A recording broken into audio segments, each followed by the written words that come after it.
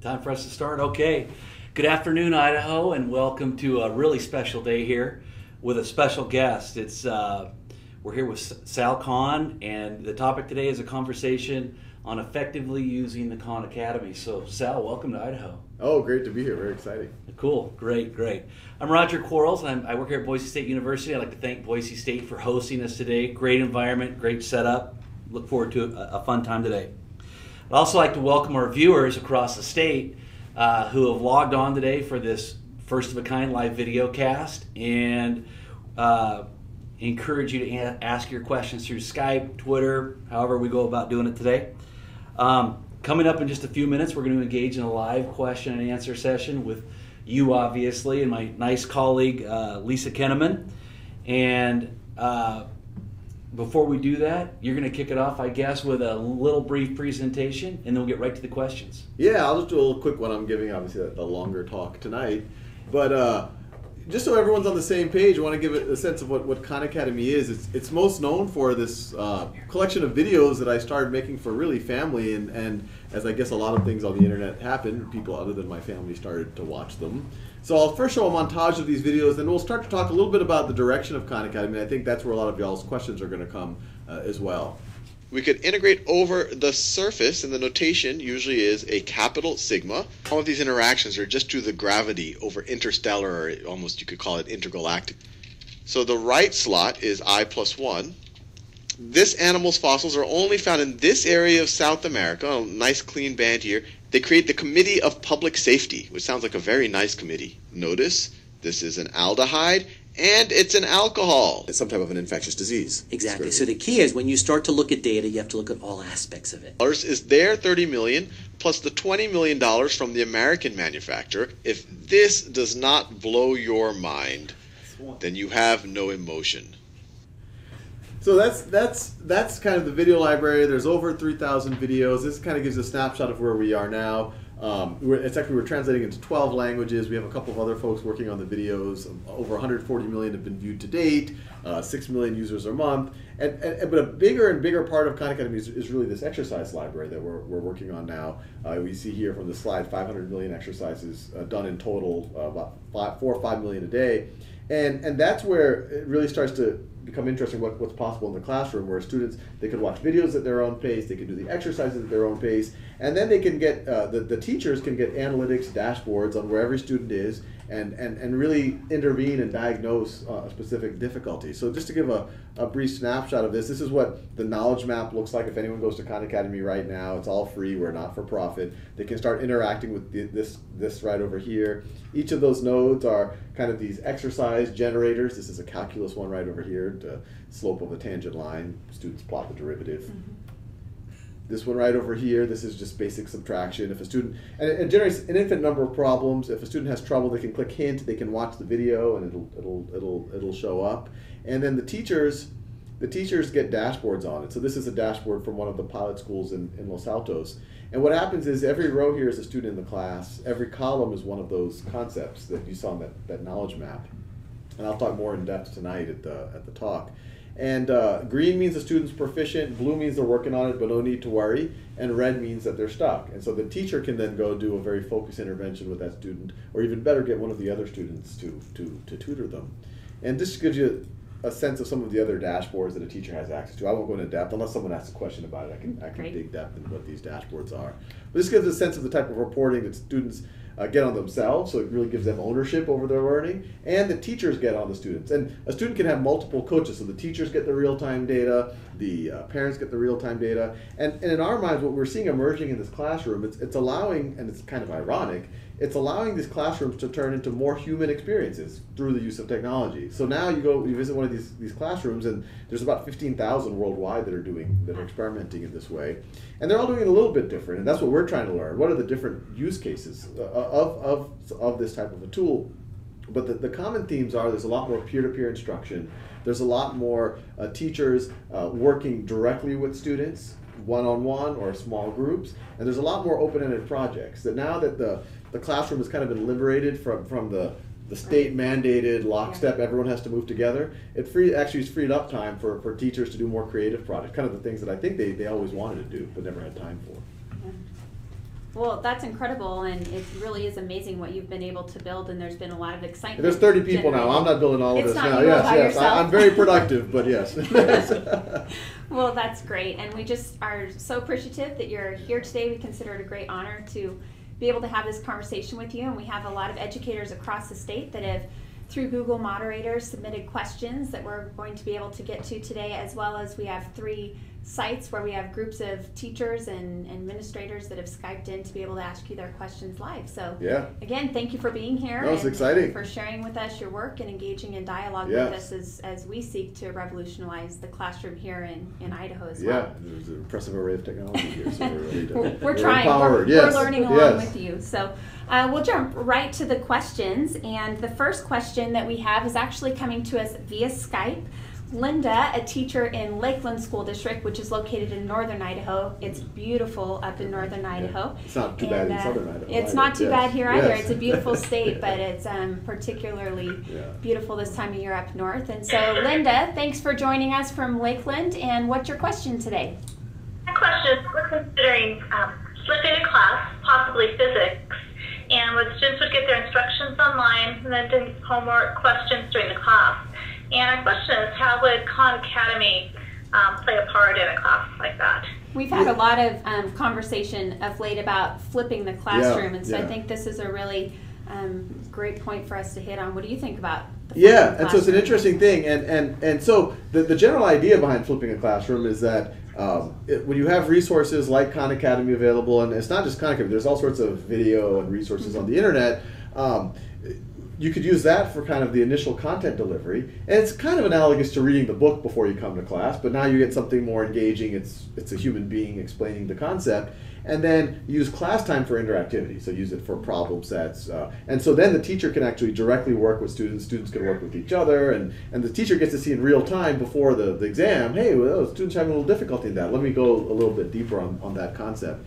And so to answer your question, yes, we have a ton of physics videos already, and what I tell any physics teacher, and I'll put this offer out there for you, because if it's useful for you, it'll be useful for the other millions of students using it. If there's any concepts on Khan Academy that aren't covered, we're trying to be comprehensive on the physics side, let us know, we'll add that content. And so there's I think you could, our physics video library is already kind of good to use in a standard, especially high school or first year college physics class, and we'd love to understand kind of how it works out. And one thing that I like to draw a distinction with is we kind of view the flip as actually kind of the first thing that you can do, because that still is one, you're leveraging class time, I think, a lot better, and we're hearing a lot of evidence to that effect. But one thing that we're going to do over time, and we don't have this yet on the physics side, so when I showed these exercises here, this was mainly on the math side. Our videos go into physics and chemistry and biology, but our exercises are primarily K through 12 math right now. But we're going to, over the next few years, add physics exercise content as well. And then it's going to allow the teachers to even take it to another level where they're going to get more analytics on how the students are performing on the exercises. But just as a first cut, I think the physics videos are kind of ready to use in a flipped environment. And if there's gaps, then obviously that can be done in the classroom, or you can use other resources out there. Great. Thank you. And thank you to you, Linda, for asking your question, and take care up in Lakeland. Thanks for joining us. Thank you. So for our next question, we'll go to one that was submitted via Google Moderator. And I was particularly interested in this question. I have 3 elementary age children myself. And so this question was really related to, how do you envision parents engaging with the Khan Academy? Yeah, and it's all, we're just learning, we're hearing stories from parents, and really all I kind of do is transmit really good stories that I hear. It's like, hey, that seemed to work for that family. And the one thing, well, there's a couple of use cases. One is, I think a lot of parents are almost afraid to tutor their kids in math because they forgot it. And, and they're like, oh, that was 7th grade math, and I don't want to let my 7th grader know that, 45-year-old dad forgot that material, and I'm just going to let somebody else do that, or I'll hire a tutor. And so I think at a first cut, Khan Academy is a resource for them. Look, the video library is there, the exercises are there. You can do it at your own time, at your own pace. You don't have to admit to your kids that you forgot how to multiply negative numbers or take a fractional exponent or anything else. And then you're like, oh, I can stay a couple of weeks ahead of my kids, and then I can look like super dad. So that's step one. But I would take it to another level, and I've even seen this in my own family. you can change the entire culture in your house if everyone in the family kind of engages with this. Mm-hmm. That when it's one thing to tell your children, hey, do your homework or go to Khan Academy. You have to do half an hour a day, if you want to be able to watch TV or do something like that. And people are doing that kind of thing too. But it's a lot more powerful to say, you know what, I need to use the computer right now because this is my half an hour to use Khan Academy. Mm-hmm. And so when you have parents actually go and say, no, I want to learn this stuff. You can learn this if you want to, but I want to learn it. Exactly. Model the behavior for the. It'll change the conversation at the dinner table. They'll start talking about, hey, did you know that when Andromeda collides with the Milky Way, that's a trillion stars colliding with 200 billion, that no stars will actually collide because they're so far apart. I mean, these type of conversations, that's what every parent wants to have at the dinner table. So I think that's the next best thing. And then on top of that, they can be their students' coach. These dashboards that I'm showing, teachers can use them, any teacher in the world, but parents can also use them too. And a student can have multiple coaches so that everyone can see what the student's working on. We're seeing a lot of students pairing up and setting each other as coaches, so they have kind of peer mentoring and peer coaching going on. So any of the above could be really interesting. Mm-hmm. Oh, you described my household so perfectly, that having been a student that struggled with math and already fearing. I thought you were going to say that y'all talk about galactic collisions every night. No, but I'd like to. That sounds like a much more engaging conversation than what did you learn today?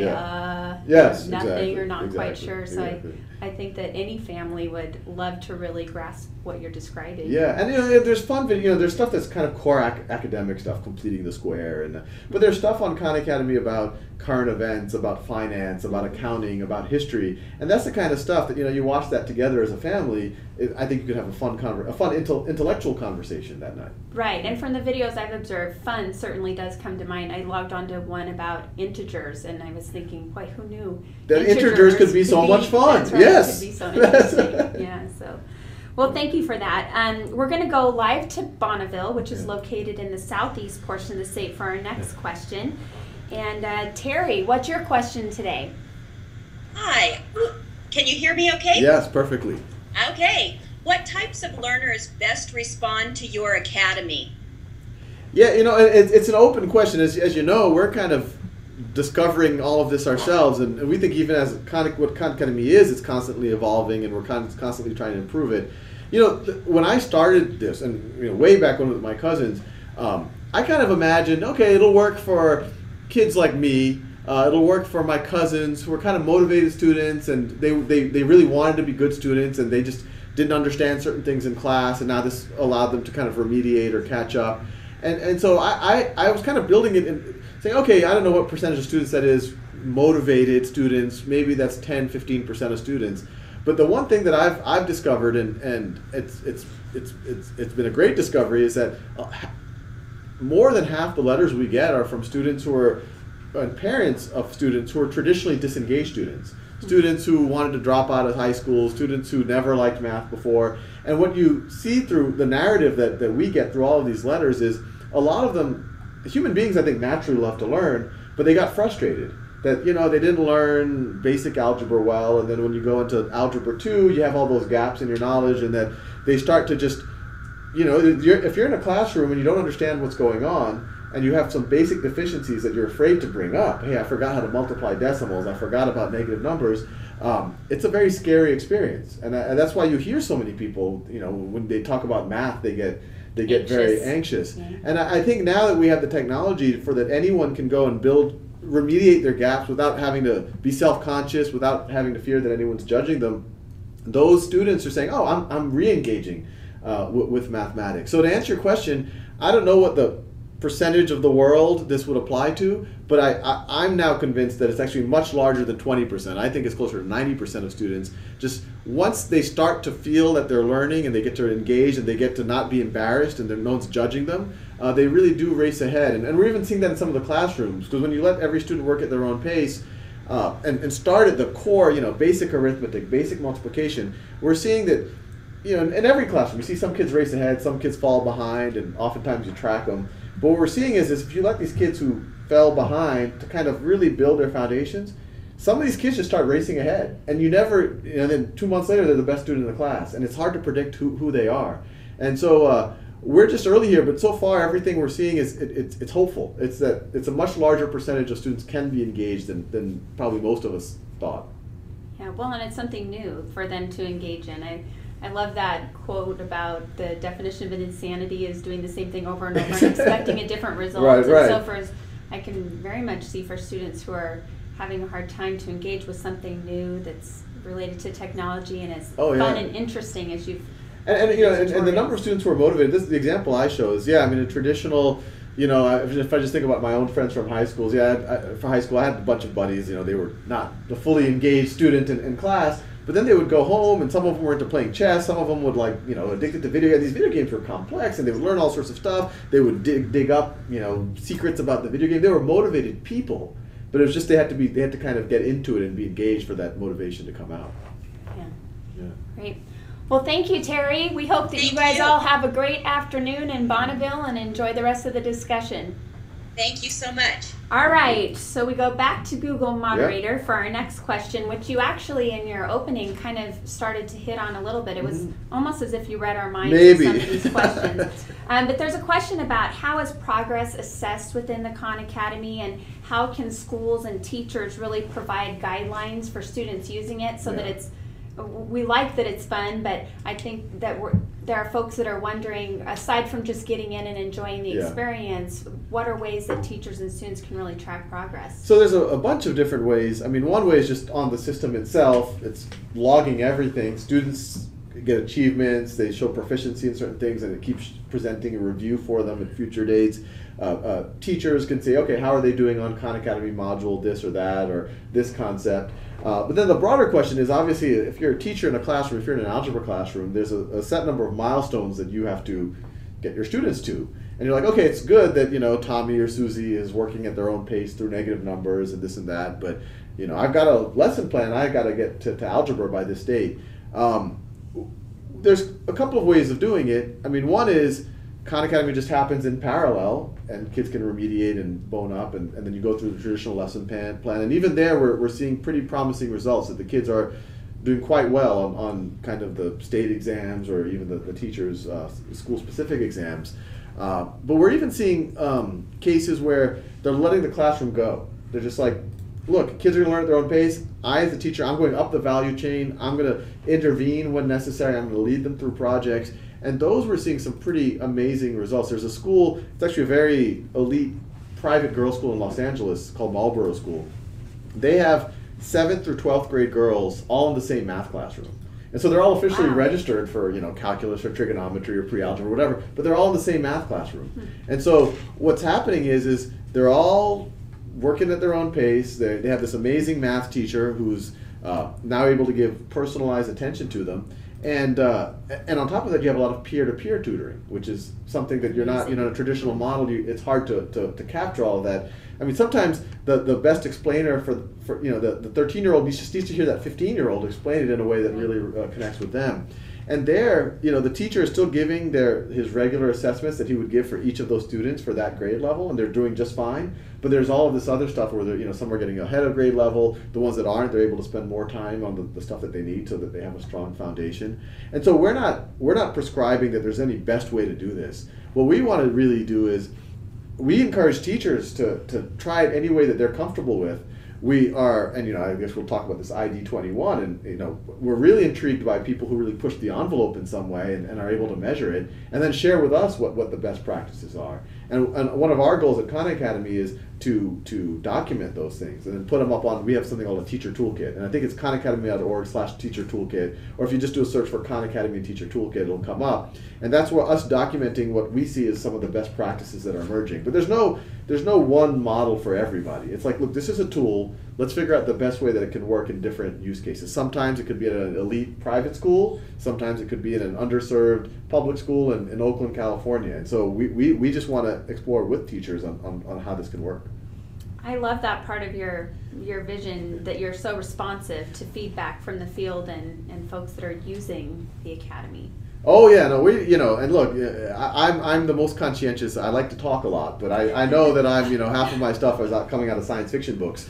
So look, it's almost everything I've showed you so far, it's literally teachers have been telling us, no, we want to think something that looks like that. And our team, we say our pilots, anyone can use Khan Academy. There's 15,000 classrooms that are doing it. But our pilots are essentially places where we send our team, and whenever we hire a new engineer, we say, go visit the classroom. And they literally sit in the classroom and they interview the teachers, and we essentially become the R&D. You know, they want a new thing that does this or that, or they see some behavior that's good, okay, let's do more of that, or they see some behavior that's bad, okay, we have to change that dynamic in the classroom. So yeah, everything it's really, we want to really cater to the people who are using it. Yeah, that's great. Well, there's a group of folks that I know are really tapping into and using the Academy and looking for innovative ways to include it in their instruction. I know you've had a tight, busy schedule today, one thing after the other, but I wish we could teleport you to Answer Charter School, located here in Boise. They're an amazing group of innovative thinkers and educators. And Michelle from Answer Charter has a question for you today. Hello, thank you very much.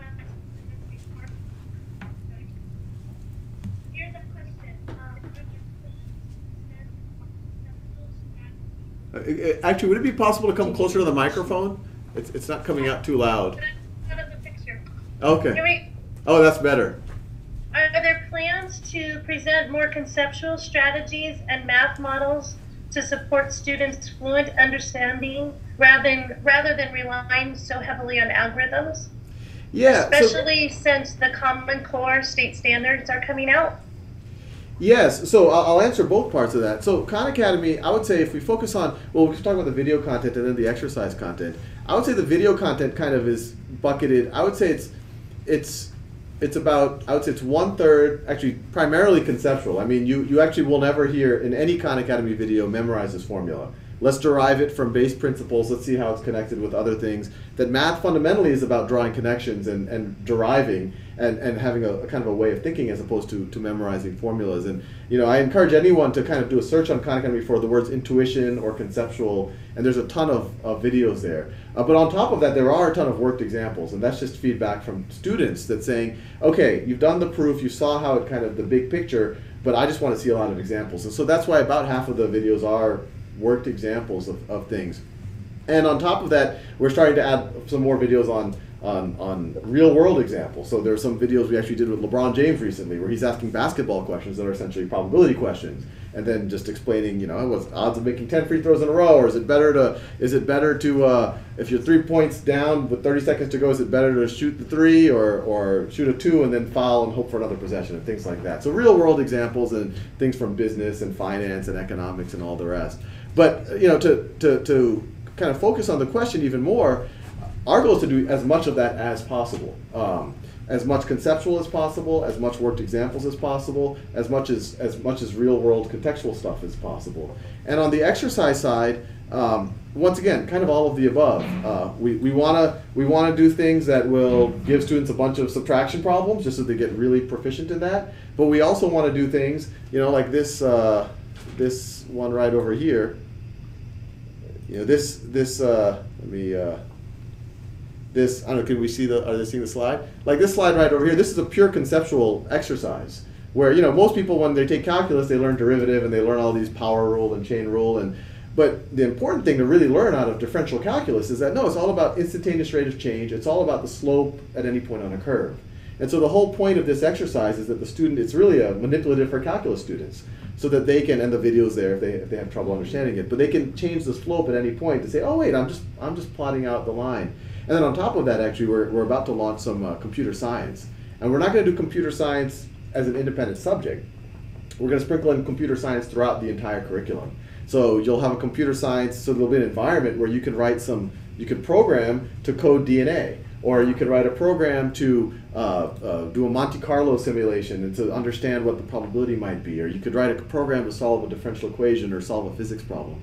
So our goal is to layer on as much as we can, so that we kind of, you know, for us, it's all about seeing things in as many different ways as possible. So seeing worked examples, seeing conceptual explanations, working through traditional kind of problem sets, working through more manipulative problem sets. We actually think a big part of it, and this is actually where the physical classroom comes into play, is explaining it to your peers. That's where the real kind of, I call it, you know, we would call it the productive struggle happens, where, okay, I can kind of do a problem, but as soon as you ask me, like, why does 5 to the 0th power equal 1? That seems unintuitive. And now all of a sudden for me as a peer tutor to have to explain that, It takes my learning to another level. And then we also want to facilitate some of that on the site. So over the next 6 months, you're going to see a couple of pretty big initiatives. One is much more community functionality on the site. So there's more features for students answering each other's questions, and they also get badges for that. So it's not just how much, have I proven that I know derivatives, have I proven that I know trigonometry. I also get badges to show, no, I'm giving into the community. I'm teaching other people, which probably is a more important skill than just, I know how to solve calculus problems or whatever else. We're going to be adding a ton of content. So to the other question, we're going to go through calculus and then add a lot of things on computer science, physics, chemistry.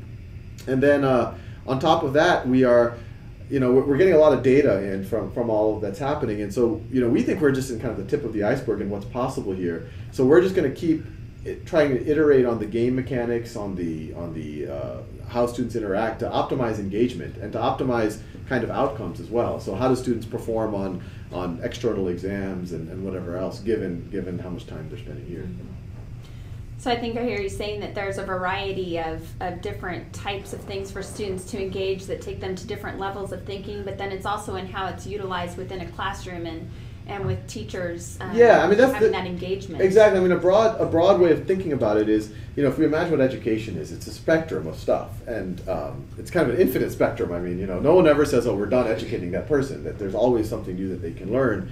And in our minds, so if this end is like the kind of rote procedural, this is your multiplication tables or your vocabulary, and as you go further and further in this direction, you get more open-ended, more conceptual, more creative, more this is painting a picture or writing a computer program or composing a sonata, or who knows what else it might be.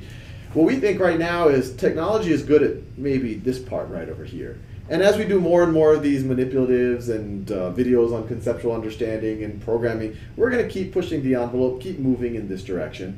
And what we think the opportunity that gives is now in the physical environment, when you have a teacher around, the teacher can move up the value chain. The teacher can say, okay, well, a lot of this stuff is being handled reasonably well, and we're trying to measure to make sure it is being handled reasonably well. Now I can do more open-ended projects here. Now I can have the kids build robots in class. I can have them, figure out how far that mountain is based on its shadow or something like that. So, figure out how far the moon is or how big it must be based on its period of rotation. So, I mean, things like that we think are the right directions to go in. Absolutely.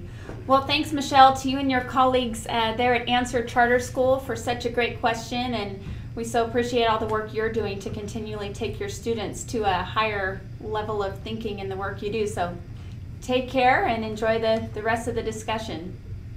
I have to be honest and tell you, I got a little bit nervous when you started talking derivatives, but we will be sure to search out the LeBron James math. Well, that's a probability one. Yeah, it's on the new and noteworthy. We just put that one up. It's quite, yes. That's great.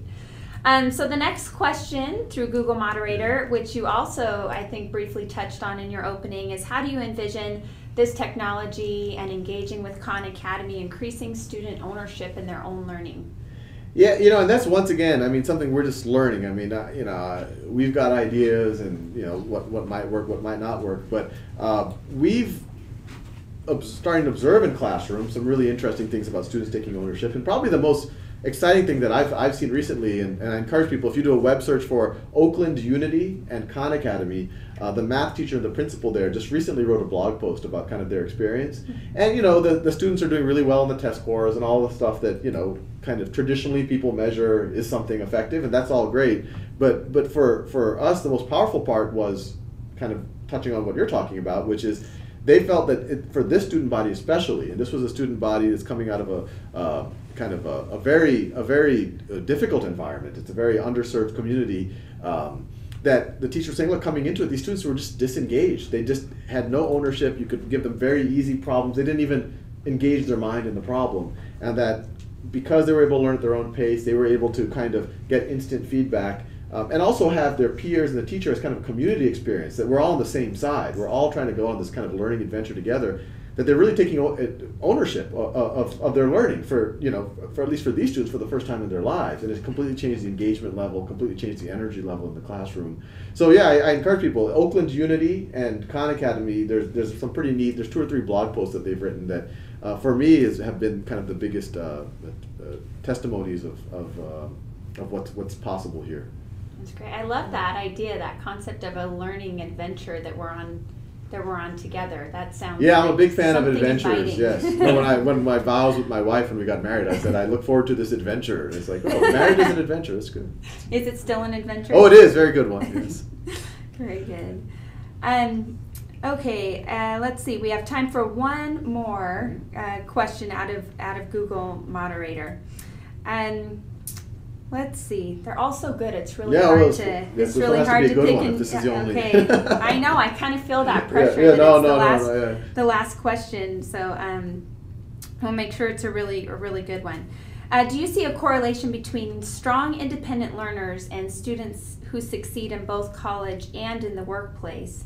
And what are some effective ways that classroom teachers can create a culture of independent learning, particularly related to math? Is how the question came in. Yeah, no, I think that's so the simple, I've never done a study of correlating independent learners and how they do in college and all that, but I think all of us can testify that just by observing, those are the people who do well in college, because now all of a sudden in college there's no structure, there's no one telling you that you have to go to class, that you have to turn this in time, it's all up to you. And then when you go into the workforce, it's even more the case. It's what you take the initiative to do, what you're able to do on your own. So I think there's, it's hard to disagree that is probably the single biggest indicator of future success, either academically or just in the real world. And I think that's was powerful about what we saw out of Oakland Unity, is that more than, and actually I'll say in Oakland Unity, which was an underserved demographic, or what we're seeing in Marlboro in Los Angeles, where all of these girls, mixed age, are in the same room, is that in Oakland Unity, these students were finally taking ownership over their own learning. And what was powerful in Marlboro is, and I talked about this earlier in the day as well, is teenagers are adults. I mean, they're, at least biologically, they're adults. And right now, our system, they only have at best ownership for themselves, and even there, kind of they have other people saying, oh, do this, do that, do that. And I think that's where a lot of the angst comes from. And all of a sudden, when you have a 16-year-old who's the TA for the 13-year-old, there is still the teacher there, and the teacher is kind of the, make sure that everything's working out. But as soon as she starts having ownership over her peers, she starts stepping up her game. She starts becoming more mature. She starts taking more ownership and becoming a kind of a manager. And I think that is almost even more important than the math itself. Okay, it's nice if you know how to take a derivative and you remember what sine and cosine and tangent is, but even a more important skill is, can you mentor other people? Can you lead them? Are you empathetic enough that do you not talk down to people? Do you not condescend to people? And I think if you build people with those type of skill sets, they'll be unstoppable. Absolutely, I think that's how we all want our kids to turn out. No, I want a condescending, know-it-all. Yeah, absolutely. So that balance between the life skill and the content knowledge. Yeah.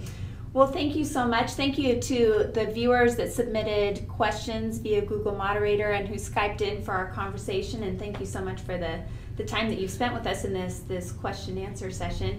I understand that you also have an announcement to make about an exciting new project here. Yeah, I think there's a clip we're going to show right now. We could talk a little bit about that. Great. Yeah. Great. Thank you so much. The Ed Sessions challenge the way we think about learning.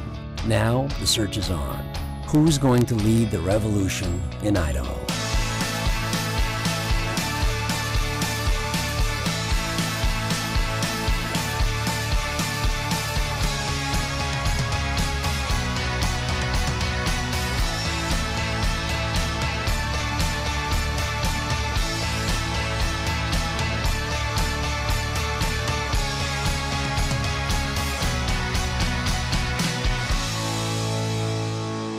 Nominations due June 15th. All right. Wow. So let me just tell you what I really appreciate is your passion. You and I in the same room, I mean, I'm kind of getting fired up right now. Oh, well, I'm glad I'm passionate. That's great. So what do you think about this ID 21? No, it's awesome, and I think it's amazing that they're doing this, and I'll throw out, I mean $50,000. I mean that's real money, and it's to kind of do things that really push the envelope, and I think even more important than the money is the fact that it's going to get highlighted on a statewide basis. I mean it's pretty powerful, and I'll throw out there, and obviously the things that the winners, they could do all of these things: creativity, innovation, anywhere, anytime learning, relevant skills. But if people also want to use Khan Academy, and if it's kind of a neat pushing the envelope, if they're seeing neat results, we'd also love to hear about them, and we'd love to highlight them on our site and get them in front of millions of people. Did everybody hear that?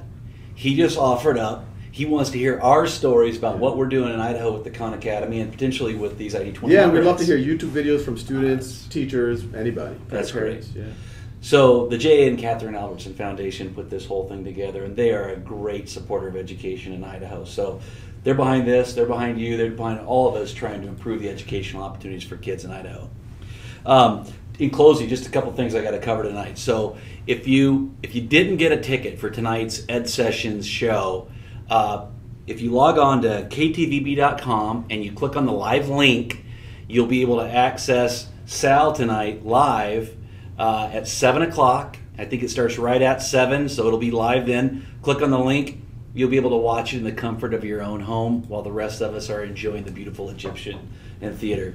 So Sal, anything else you want to add before we close it out? No, it's just been really exciting. This is my first time in Idaho, and I'm impressed on multiple dimensions, but especially all of this, what's going on in education. I think you guys could be a really exciting test case for the world. Well, thank you. We always kind of feel like a test case, but this is in a good way. Thank you, Lisa, for the great job doing the Q&A today for us. And then thanks for all the viewers around the state and the country that have logged onto this live video cast. And with that, from Boise State University, thanks and have a good afternoon.